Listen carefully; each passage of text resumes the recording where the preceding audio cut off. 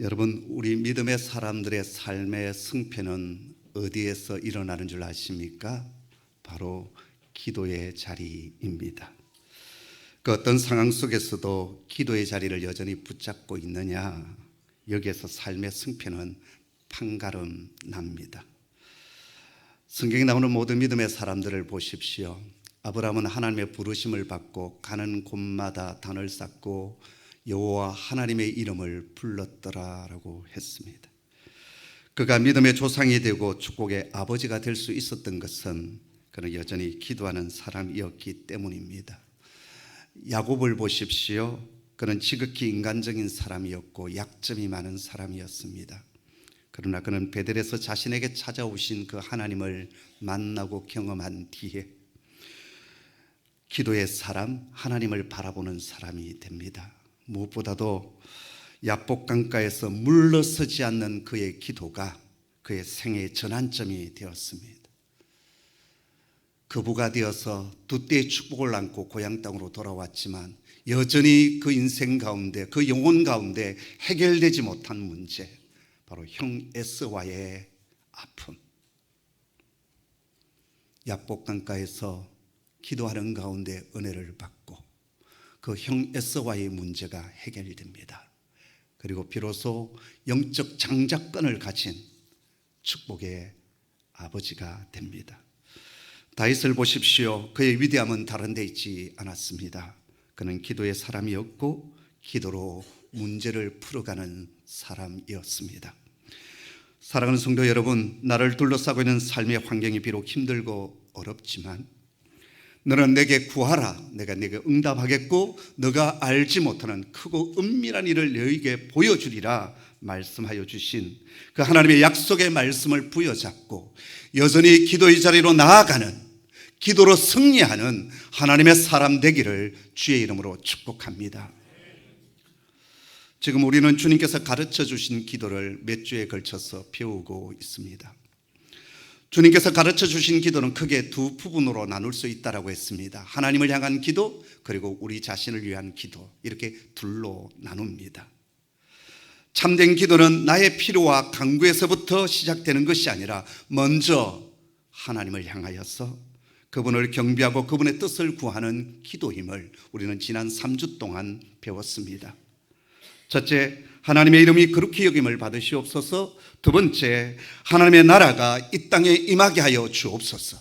세 번째, 아버지의 뜻이 하늘에서 이루어진 것처럼 이 땅 가운데서도 이루어지게 하여 주옵소서. 자, 그런데요, 이것이 우리의 기도의 전부는 아닙니다. 하나님과 하나님 나라를 위한 기도, 이 거룩한 기도 다음에 주님은 우리들의 필요를 위하여서 기도하라고 가르쳐 주십니다. 이 기도는 네 가지인데요, 이 모두들 우리의 풍성한 삶과 영적 승리를 이루기 위해서 없어서는 안 될 아주 중요한 기도의 제목이고 주제이기도 합니다. 첫째, 오늘날 우리에게 일용할 양식을 주시옵소서. 이것은 우리 육신을 위한 기도입니다.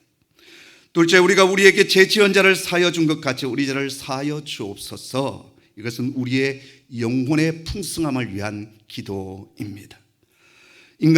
우리 이 세상을 살아갈 때 우리는 수많은 인간들 속에서 서로 싸우기도 하고 갈등과 그리고 아픔을 겪기도 합니다. 상처를 주기도 하고 상처를 받기도 합니다. 그런데 이 기도를 통해서 그 상처와 갈등과 아픔을 치료해가고 회복해 가는 겁니다. 셋째, 우리에게 시험에 들게 하지 마옵시고라고 하는 이 기도는 이 약한 세상 속에서 우리가 거룩한 하나님의 자녀로 살아가게 하는 기도입니다. 그리고 마지막 네 번째, 다만 악에서 구하옵소서. 이것은 어둠의 권세로부터 내 영혼을 보호하여 주시고 우리 가정을 보호하여 주시고 우리 교회를 보호하여 주시고 그래서 영적인 승리를 일구어 가게 하여 주옵소서. 그런 기도입니다.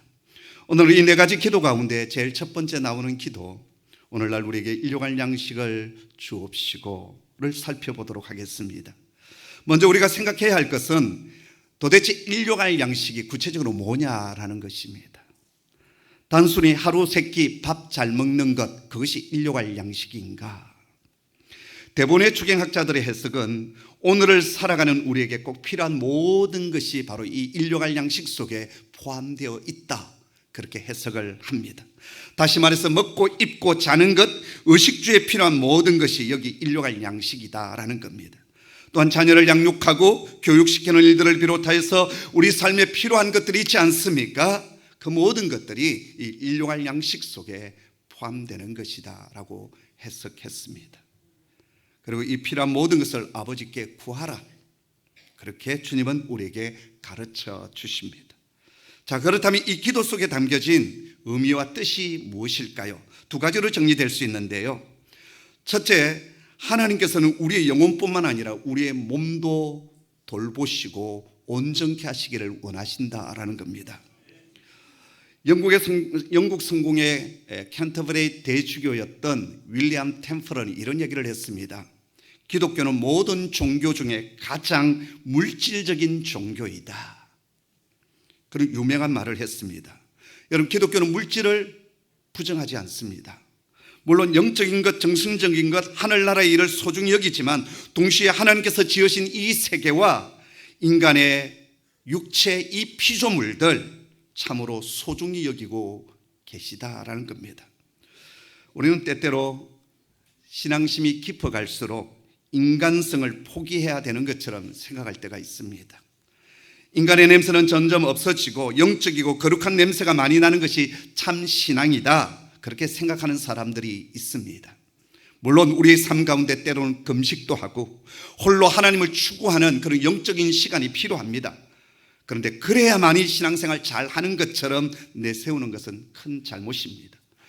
하나님께서 인간을 향한 관심은 우리의 영과 혼과 육을 포함하는 전인적인 그러한, 그리고 포괄적인 관심이다라는 걸 우리가 알아야 합니다.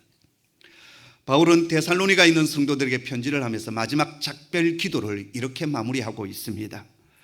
평강의 하나님이 친히 너희를 온전히 거룩하게 하시고 또 너희의 온 영과 혼과 몸이 우리 주 예수 그리스도께서 강림하실 때까지 흠없게 보존되기를 원하노라. 아멘. 바울은 오늘 우리들이 주님께서 다시 오시는 그날까지 우리 영혼뿐만 아니라 우리 혼과 몸, 인간 전 존재가 예수 그리스도 안에서 온전히 보존되기를 원하신다라고 말하고 있습니다. 여러분, 우리 주님은 이 땅에 육신의 몸을 입고 오셨습니다. 왜 육신의 몸을 입고 오셨을까요? 주님의 구원은 우리 영혼만 구원하기 위함이 아니기 때문입니다. 우리의 영과 혼과 육을 구원하기 위함이에요. 초대교회 이단 가운데 영지주의 이단이 있습니다. 영지주의 이단이 내세우는 것 중에 하나가 뭐냐 하면, 이 땅에 오신 그리스도는 나사렛 예수라고 하는 한 인간의 몸을 입고 혼으로 오셨다가, 영혼으로 오셨다가 십자가에 돌아가셨을 때 그때 그 영혼이 떠나갔다라는 거예요. 이걸 가현설이라고 합니다. 육신을 입고 메시아가 온 것이 아니라 나사렛 예수라고 하는 한 인간 속에 하나님의 영이 임했다가 십자가에 달려 돌아가실 때 그 영혼이 떠나가셨다라는 거예요. 이 가현설을 주장하게 되면 어떻게 될까요? 주님의 구원은 반쪽짜리 구원이 되는 겁니다. 왜요? 우리의 영혼만을 구원하는 분이 되기 때문에 그렇습니다. 영지주의자가 왜 이런 이론을 내세웠냐 하면 그들의 구원은 영혼의 구원, 영을 중요시했기 때문입니다. 그러나 우리 하나님께서 우리를 구원하시는 구원은 영혼의 구원뿐만 아니라 우리의 영과 혼과 육 전인적인 구원이고 이 피조물의 구원입니다. 왜 주님께서 다시 이 땅에 오시겠다고 말씀하십니까? 그것도 몸의 부활을 입고 오신다고 말씀하십니다. 왜 그럴까요? 이 땅을 처음 지으셨던 이 모든 피조 세계를 창조 본연의 모습으로 온전히 회복하기 위해서 주님은 다시 재림주로 오시겠다 말씀하여 주십니다. 예수님께서 이 땅에 오셔서 육신으로 계실 때 그 공생의 사역을 보십시오. 갈릴리 들판에서 하루 종일 말씀을 듣느라고 굶주려 있었던 5천 명의 사람들에게 500여의 기적의 역사로 그들의 배를 채워주지 않습니까? 그리고 12광들이 가득 차는 축복을 허락해 주셨습니다. 우리 성도의 가정에도 피로를 채우실 뿐만 아니라 12광들이 가득 차는 축복의 역사가 임하기를 소원합니다. 여러분의 사업장에도, 여러분의 가정의 재정적인 부분에도 하나님께서 이 필요를 넉넉하게 채워주시기를 저는 기도합니다. 주님은 육신의 질고 속에 있는 사람들에게 찾아가 주시고 만나 주시고 그들을 어루만지시고 깨끗게 해 주셨습니다. 우리 아버지 하나님은 우리가 거지 나사로처럼 밥 굶기를 밥 먹듯이 하는 그렇게 살아가기를 원치 않습니다. 그렇다고 어리석은 부자처럼 너무 가진 것이 많아서 교만을 떨다가 그 끝이 비참해지기를 원치도 않습니다. 하나님은 우리가 하나님 자녀답게 거룩하게 이 땅을 살아갈 수 있도록 경제적인 부요를 누리기를 원하시고 또 우리가 그것을 위하여 날마다 기도하는 하나님의 사람 되기를 주님은 원하십니다.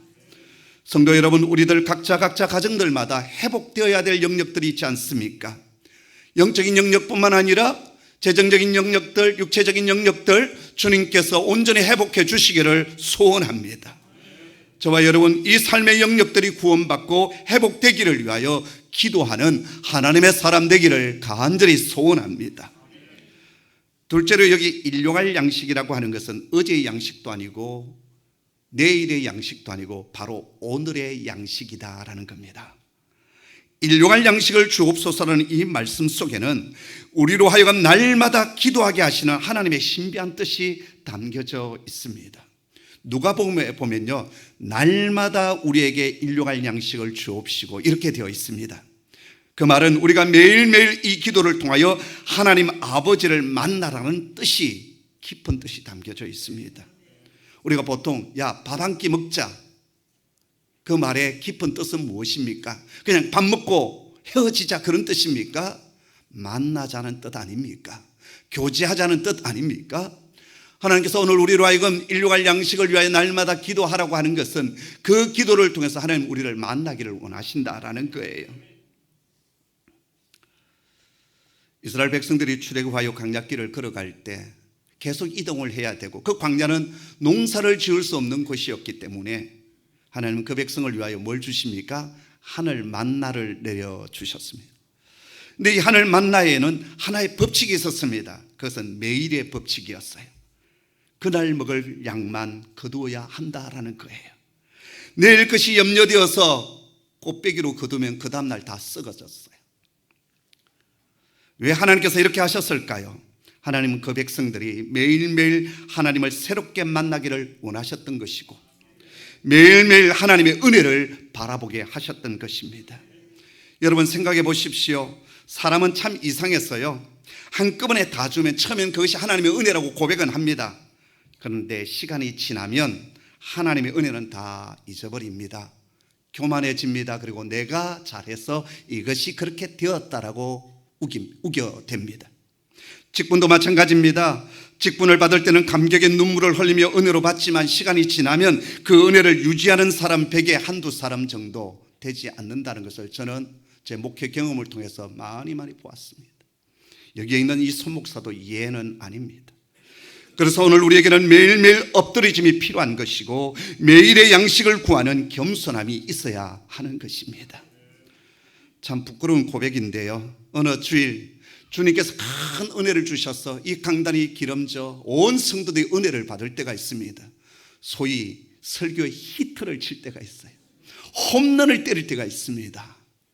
그런데 그 다음 주일은 어떻게 된 줄 아십니까? 죽을 쓰는 경우가 대부분입니다. 왜 그럴까요? 그 전주 엄청난 히트를 치고 영적 흥분 속에 지내는 거예요. 그래서 아버지 앞에 엎드리는 시간, 매일매일의 양식을 구하지를 않는 겁니다. 결국 그 다음 주는 죽을 쓰고 개망신을 당합니다. 다른 사람은 모르겠고 이 소목사가 그렇습니다.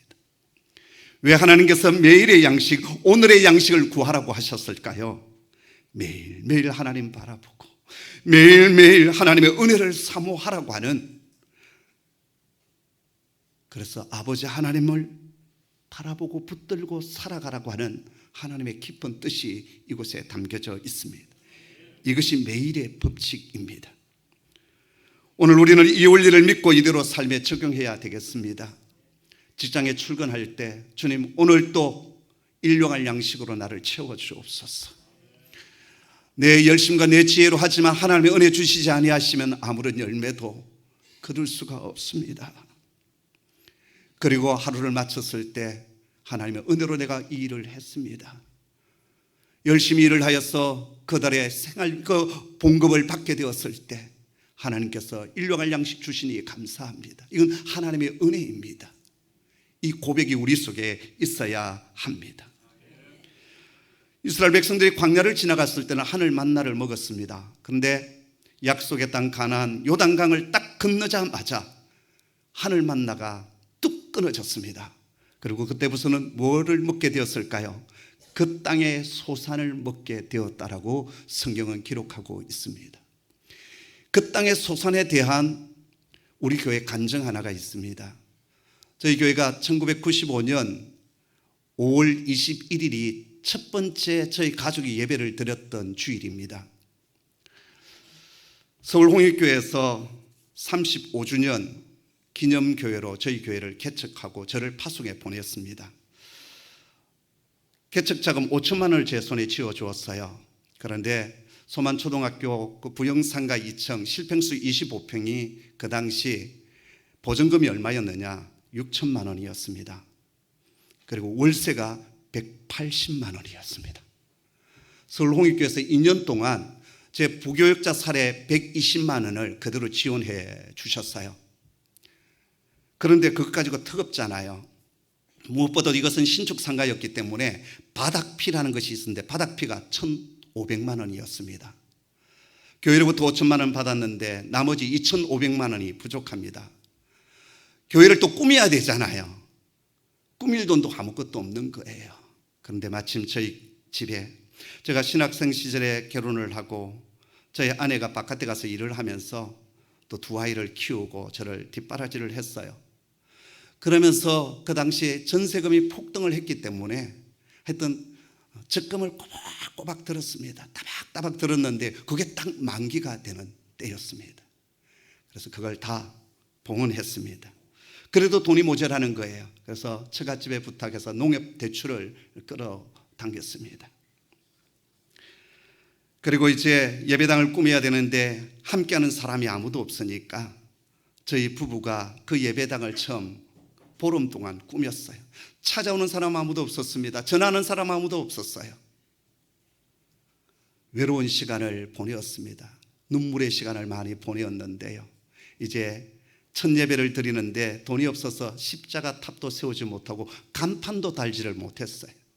상가의 제일 안쪽에 있는 25평 그 공간, 단지 이곳에서 예배를 드립니다라고 전도지는 좀 돌려놨어요. 21일 주일이 되었습니다. 과연 누가 이 예배당을 찾아올 것인가? 제가 강대상 뒤에 몸을 숨기고 있었고 저희 딸 아이 그 당시 초등학교 2학년이었는데요. 주보를 들고 뒤에 섰습니다. 5살이었던 저희 아들도 같이 누나와 함께 섰습니다. 또각또각 두벅두벅두벅 낯선 발자국 소리가 들렸습니다. 11시 되어서 제가 몸을 일으켰을 때 낯선 분들이 그 공간에 앉아 계셨어요. 그날 하나님께서 보내주신 사람이 21명이었습니다. 놀라운 일이었어요. 그 다음 주일에 31명이 왔습니다. 그리고 그 다음 주에는 41명이 왔어요. 별로 놀라지 않으시는군요. 엄청난 숫자였습니다. 25평 그 상가교회가 그 덕 차는 느낌이었어요. 그리고 첫 예배를 드린 지 딱 한 달이 되던 6월 19일 주일에 이제 창립 예배를 드리게 되었습니다. 그때 서울 홍익교회 분들이 이제 목사님과 함께 떡을 해가지고 오셨어요. 상계동에 있는 아가페 교회에서는 성가대를 동원해 와서 성가대를 앉아 주셨어요. 그리고 창립 예배를 드렸습니다. 그때 제가 그 창립 예배 선상에서 우리 교회 등록한 새 가족들을 소개를 했습니다. 그리고 이제 6월 달 그 창립 예배를 드린 뒤에 서울 홍익교회에서 각 기간별로 돌아가면서 팀별로 저희 교회 오셔서 예배를 함께 드려주시기로 약속을 하셔서 오셨어요. 그러니까는 개척한 교회 예배당에 아무도 없으면 너무 허전하니까 이제 각 기간별로 오셔서 예배의 자리를 채워주시는 거예요. 오시면 그냥 예배를 드리겠습니까? 감상금도 하잖아요. 그 당시 우리 교회 헌금이 한 주일에 채 50만 원이 넘지 못할 때였어요. 마지막 주 돼도 100만 원이 넘지 못했던 그 주일에 그때 그분들이 오셔서 몇만 원 헌금해 주시며 그게 엄청났습니다. 그런데 제가 이제 8월 달이 되어서 8월 사역을 다 마치고 이제 그 새벽 기도를 인도해 가는데 그때 새벽 기도 본문이 여호수아서의 말씀이었어요. 여호수아서의 말씀을 제가 강단에 엎드려서 묵상을 하는데 그 중에 한 말씀이 제게 강하게 부딪혀 왔습니다. 이스라엘 백성들이 그 땅에 들어가서 땅의 소산을 먹었다라는 거예요. 그래서 제가 하나님 앞에 그런 기도를 드렸습니다. 주님, 저희가 땅의 소산을 먹고 싶습니다. 우리 성도들이 위해서 이 교회가 온전히 서게 해 주십시오. 그래서 제가 8월 말에 서울 홍익교회 담임 목사님을 찾아뵈었습니다. 목사님, 12월 말까지 각 기간별로 오셔서 예배를 드려주시기로 하셨는데 이제 안 오셔도 되겠습니다. 9월 달부터는 오시지 않아도 될 것 같아요. 그랬더니 목사님 깜짝 놀라시면서 그래도 되겠냐고. 괜찮습니다. 거리도 멀고 대신 하나님께서 우리 교회에 보내주신 사람들이 있습니다. 그분들이 위해서 우리 교회가 세워질 것입니다. 그래서 서울 홍익교회 식구들이 딱 2달 오셨어요. 너무 고맙죠. 오셔서 주일 예배 마친 뒤에 전도지를 뿌려주시기도 하고 그러셨는데요. 그런데 실은 그 전에 우리 교회는 하나님께서 보내주신 사람들이 있었어요. 그럼 제가 돌아다니면서 전도를 잘했느냐? 여러분 아시지만 저는 전도의 영이 없는 사람입니다. 얼마만큼 전도를 할 줄 모르냐 하면 제가 전도지를 들고 아파트 단지를 가잖아요. 가가지고 이제 띵동, 요즘은 이제 잘 다니지도 못하지만 이전엔 그래도 문이 이제 열려 있었으니까요. 띵동 눌리면 제가 어떻게 했는 줄 아십니까? 용서하십시오. 제발 문 열지 마. 문 열지 마. 문이 안 열렸으면 좋을 것 같아. 그래서 문이 안 열리면 제가 하고 주부와 전도제를 꽂아놓고 그리고 돌아. 그러기를 제가 몇 번 하다가 에이 이건 나에게 맞지 않아. 대신 기도했습니다. 하나님 보내주신 사람 제가 어떻게 좀 잘해보겠습니다. 그랬던 사람이에요. 여러분 우리 교회가 간판이 있어서 성도들이 왔었을까요? 제가 전도를 해서 사람들이 왔을까요? 아니에요. 전적인 하나님의 은혜였어요. 9월 달이 접어들면서 저희 주일 예배를 1부와 2부 예배로 나누어서 들었습니다. 그리고 새벽기도 운동을 위해서 새벽 5시 1부 새벽기도, 새벽 6시 2부 새벽기도를 했어요. 그러면서 제가 하나님 앞에 엎드렸습니다. 하나님, 이제 서울 홍익교회에서도 사람이 오지 않습니다. 이 예배당을 하나님 보내주신 사람들로 가득 차기를 원하고 재정 부분도 하나님 책임져 주셔야 되겠습니다. 그런데 놀라운 일들이 일어났습니다. 서울 홍익교회 식구들이 오지 않았는데도요, 더 많은 헌금이 주일날 봉헌되었습니다. 그리고 크고 놀라운 기적의 역사가 계속 되었습니다. 그것은 전적인 하나님의 은혜였습니다. 사람들은 자기들이 똑똑하고 힘쓰고 노력해서 돈을 번다고 생각하는데 그것은 착각입니다. 하나님의 은혜로 주시는 겁니다. 이것이 우리 성도들의 삶의 원리입니다. 이것을 모르면 우리 인생의 마지막이 허무해집니다. 여러분 매일매일 하나님의 은혜를 사모하시고 엎드려 기도하는 종들이 되시기를 소원합니다. 자, 그러면 이제 우리는 구체적으로 일용할 양식을 어떻게 우리 삶 속에 적용해 가야 할까요? 주님께서 가르쳐 주시는 기도의 모든 주제마다 기도의 책임이 동반되듯이 오늘 우리에게 일용할 양식을 주옵시고라는 이 기도 역시 우리에게 다음과 같은 책임을 요구하십니다. 첫째는 기도의 책임입니다. 우리는 먼저 주님께서 명령하시고 당부하신 대로 일용할 양식을 위하여 기도해야 하겠습니다. 내 생활에 필요한 모든 것을 놓고 간구하는 믿음의 사람이 되기를 소원합니다. 우리 주님은 이렇게 말씀하셨습니다. 너에게 필요한 그 모든 것을 아버지 하나님께서 이미 알고 계신다라고 했어요. 그럼에도 불구하고 하나님은 우리로 하여금 이것을 구하라고 말씀하십니다. 에스겔서 36장 36절 이하에 보면 하나님께서 망해버린 나라 이스라엘을 다시 회복시키겠다. 무너진 예루살렘을 다시 수축하고 보수하시겠다. 그 고토를 회복하시겠다고 말씀하여 주셔요. 나 여호와가 말씀하였으니 이루리라, 이렇게 분명히 말씀하십니다. 근데 그 다음 37절에 보면 하나님은 이렇게 말씀하십니다. 그래도 너희는 내게 구하여야 하리라. 하나님이 약속하여 주셨고 이루시겠다 말씀하시지만 우리가 해야 될 일은 뭐냐? 구해야 된다라는 것입니다. 여러분, 구하는 사람 되시기를 소원합니다. 두 번째는 우리는 이 기도를 드릴 때 우리에게 필요한 양식을 구해야지 정욕으로 구해서는 아니 되겠습니다. 잠언 30장에 보면 아굴의 잠언이 나오고 있습니다. 그가 이렇게 기도를 해요. 내가 두 가지 일을 주께 구하였사오니 내가 죽기 전에 내게 거절하지 마시옵소서. 곧 헛된 것과 거짓말을 내게서 멀리 하옵시며 나를 가난하게도 마옵시고 부하게도 마옵시고 오직 필요한 양식으로 먹을 양식을 내게 주옵소서. 혹 내가 배불러서 하나님을 모른다, 여호와가 누구냐 그렇게 할까 하오며 혹 내가 가난하여 도둑질하고 내 하나님의 이름을 욕되게 할까 두려워함이니이다. 나로 하여금 가난하게도 마시고 부하게도 마시고, 그것을 위하여 아굴은 기도했습니다. 세 번째로 우리는 기도한 대로 열심히 일을 해야 되겠습니다. 이 기도는 노동의 책임을, 우리의 땀 흘림을 수반하고 있습니다. 여러분, 공중의 새를 보십시오. 얼마나 부지런히 먹이를 구하러 다니는지요. 그렇지 않습니까? 들의 백합화를 보십시오. 얼마나 깊이 땅속에 뿌리를 박고 부지런히 영양분을 흡수하고 있는지요. 기도하고 그냥 마냥 하늘만 쳐다보는 것이 아니라 우리는 우리의 필요를 위해서 일해야 됩니다. 땀 흘려야 됩니다. 데살로니가 교회 성도들은 임박한 재림, 주님께서 다시 오시겠다는 그 약속을 부여잡고 일부 성도들이 기도만 하고 일하지를 않았어요. 곧 주님이 오시는데 우리가 일할 필요가 있겠느냐. 그때 사도 바울이 이렇게 말합니다. 누구든지 일하기 싫거든 먹지도 말라. 아멘. 잠언의 말씀에 너희가 개미에게로 가서 그 하는 것을 배우라고 하지 않았습니까? 그 열심히 일하는 것, 그것이 오늘 우리 성도들 속에 있기를 원합니다.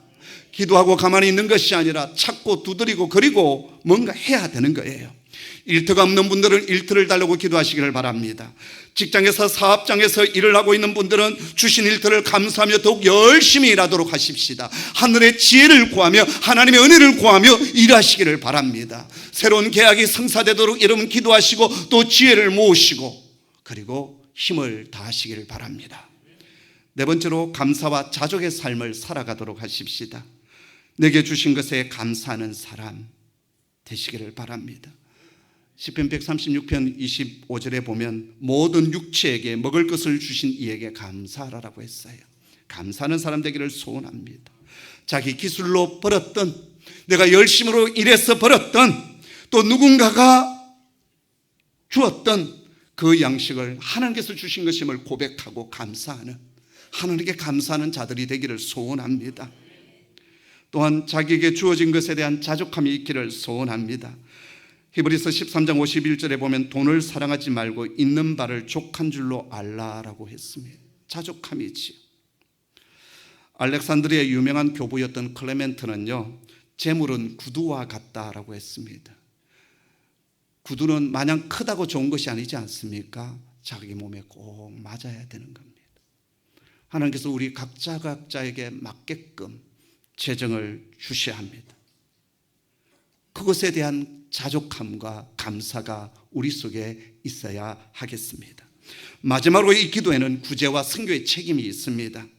여러분이 이 기도를 자세히 살펴보면 나에게 일용할 양식을 주옵시고 이렇게 기도하지 않습니다. 우리에게 일용할 양식을 주옵시고 우리가 강조되어져 있습니다. 그것은 내게 양식을 주실 뿐만 아니라 저 이웃에게도 함께 부어 주옵소서. 이웃에 대한 기도의 책임이 담겨져 있습니다. 내 혼자 배부르고 내 혼자 잘 사는 것이 아니라 가난하고 억눌린 사람에 대한 긍휼함이 이 기도 속에 담겨져 있습니다. 하나님께서 오늘 우리에게 감동을 주셔서 공동체 안에 저는 힘겹게 살아가는 자들을 서로 돕고 세워가는 은혜와 축복이 있기를 소원합니다. 이제 오늘 말씀을 마무리합니다. 지난 한 주간 이 본문의 말씀을 묵상하는 가운데 하나님께서 재정의 광야를 지나고 있는 우리 성도들의 가정을 많이 떠올려 주셨습니다. 그리고 그들을 위하여 기도하는 가운데 주셨던 말씀이 열왕기상 17장 이하의 말씀이었습니다. 엘리야 시대 때 아합이라는 왕이 북왕국 이스라엘을 통치하고 있었는데, 이 아합이 바알과 아세라를 섬기는 그런 우상을 섬기는 왕이었습니다. 온 백성들이 하나님을 떠나 우상을 섬기게 되었어요. 왜냐하면 이 가나안 땅에 바알과 아세라는 풍요를 상징하는 신이었거든요. 하늘에서 비를 누가 내려주느냐? 바알이 내려준다고 생각했어요.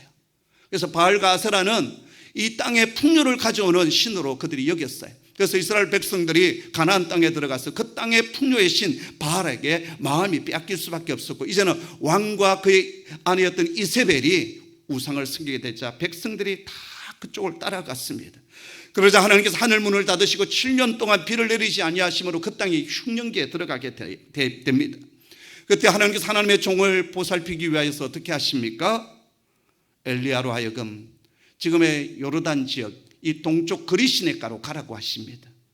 엘리야가 그리시네가에 갔었을 때 보니까는 그곳에 물이 흐르고 있었고, 아침 저녁으로 까마귀를 통해서 떡과 그리고 고기를 날라다 주었습니다. 근데 비가 내리지 않는 흉년이 계속됨으로 말미암아 그리시네가가 바짝 말라버렸습니다. 이제 더 이상 살아갈 수 없게 되었어요. 바로 그때 하나님은 엘리야 선지자로 하여금 이제는 그곳을 떠나서 저 시돈 지역에 있는 사라밧 지역으로 가라라고 하십니다. 그리스는 지금의 동쪽 지역, 이스라엘 동쪽 요르단 지역이고요. 사르밧은 어디냐? 서쪽 지중해 해안에 있는 도시입니다. 그것은 바알과 아세라 신을 섬기는 우상의 본거지였어요. 하나님 그곳으로 가라고 하십니다. 그리고 말씀하십니다. 한 과부에게 명령하여서 너를 먹이게 할 것이다. 엘리야는 순종하여 두로 시돈 지역 이 사르밧 지역으로 옮겨갔어요. 사르밧 성문에 가까이 갔는데 한 과부가 성 밖에서 나무 가지를 줍고 있었습니다.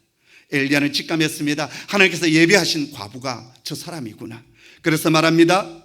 내게 물을 좀 가져다가 나로 하여금 마시게 하라. 그랬더니 이 과부 여인이 아무 말 하지 않고 군말 없이 물을 가지러 가는 거예요. 그 순간 엘리야가 다시 그를 부릅니다. 너에게 떡 한 조각을 가져다가 나로 하여금 먹이게 하라. 그러자 이 여인이 이렇게 대답합니다. 내게는 떡이 없습니다. 다만 통에 가루 한 움큼과 병에 기름 조금 뿐입니다. 지금 내가 나무 가지를 줍고 있는 것은 이 흉년기에 나와 내 아들이 마지막 남아있는 그 가루 한 움큼 가지고 마지막 빵 만들어 먹고 이제 죽을 날을 기다리려고 합니다. 그때 엘리야가 이렇게 말하지요. 너는 두려워하지 말고 가서 내 말대로 하려니와 먼저 그것으로 나를 위하여 작은 떡 한 개를 만들어 내게로 가져오고 그 후에 너와 내 아들을 위하여 만들라. 이스라엘 하나님 여호와의 말씀이 나 여호와가 비를 지면에 내리는 그날까지 그 통에 가루가 떨어지지 아니하고 그 병에 기름이 없어지지 아니하리라 말씀하십니다. 이 말씀 앞에 사르밧은 이 사르밧 과부는 순종합니다. 그때 어떤 일들이 일어났습니까? 흉년이 끝날 때까지 통에 가루가 떨어지지 않습니다. 병에 기름이 없어지지 아니했습니다. 이 말씀을 통해서 우리에게 주시는 영적 교훈이 몇 가지 있습니다. 첫째, 하나님의 사람을 그 어떤 순간에도 기적적으로 보호하시고 공급하여 주신다라는 거예요. 두 번째는 우선순위를 하나님께 두는 자에게는 하나님께서 기적적인 축복을 내려주신다라는 거예요. 세 번째는 이 세상의 풍요를 주관하시는 분이 바알과 아세라가 아니라 여호와 하나님이시다라는 겁니다. 네 번째는 비록 이방 여인이지만 하나님의 말씀 앞에 순종하는 자에게 긍휼과 자비를 부어주셨다라는 것입니다. 사랑하는 성도 여러분, 우리가 누굽니까? 그 아들 예수의 피로 구속함을 받은 하나님의 자녀들 아닙니까? 하나님의 언약 바깥에 있었던 이방 여인 사르밧 과부의 가정을 하나님의 긍휼과 자비로 그 흉년의 시기를 넉넉히 이기게 해주셨다고 한다면 오늘 당신의 자녀된 저와 여러분의 가정을, 저와 여러분의 삶을 하나님께서 책임져 주시고 긍휼과 자비로 채워주시지 않겠습니까? 어려운 흉년의 시기를 살아가고 있는 우리 성도들, 힘들고 어려울 때 뒤로 물러서지 마시기를 바랍니다. 바로 그때가 하나님 앞에 믿음을 보일 때입니다. 하나님의 임재를 경험할 수 있는 기회입니다. 당당하게 일용할 양식을 달라고 기도하며 하나님 앞에 부르짖는, 그래서 기도 응답을 받으며 하나님의 임재를 누려나가는 하나님의 사람 되기를 주의 이름으로 축복합니다. 기도하겠습니다. 아버지 하나님, 우리로 하여금 먼저 그분 주님의 나라와 주의 뜻과 주님의 이름의 영광을 위하여 기도하라고 하신 주님, 그리고 이제 우리로 하여금 우리 땅에, 이 땅에 필요한 것을 강구하라 말씀하여 주신 주님 감사합니다. 오늘 말씀을 통해 우리에게 주셨던 약속을 부여잡고 제가 은혜의 보좌 앞으로 나아가겠습니다. 그때마다 하나님의 임재 기적을 보게 하여 주옵소서. 위기의 순간에 믿음으로 반응하는 종들을 일으켜 세워주시고 저들에게 성령의 기름을 충만히 부어 주옵소서. 예수님의 이름으로 기도드리옵나이다. 아멘.